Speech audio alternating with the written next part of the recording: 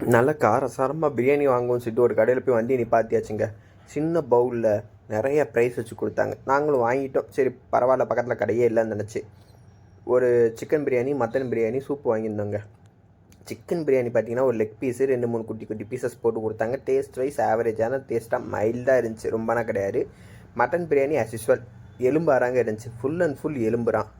எங்கிட்டு பார்த்தா எலும்புறா அஞ்சு சடை ஒத்தி கிடந்துச்சு. நாங்கள் பிறக்கி பிச்சு பிச்சு திங்கிற மாதிரி இருக்குது. பார்த்தாவே தெரிஞ்சுக்கோங்க உங்களுக்கு வீடியோவில். வெறும் பிரியாணியை சாப்பிட்றதுக்கு நல்லாவே இல்லை. அவங்க கொடுத்த சால்னா வெங்காயத்தோட மிக்ஸ் பண்ணி சாப்பிட்றதுக்கு ஓகேவான டேஸ்ட்டில் இருந்துச்சு.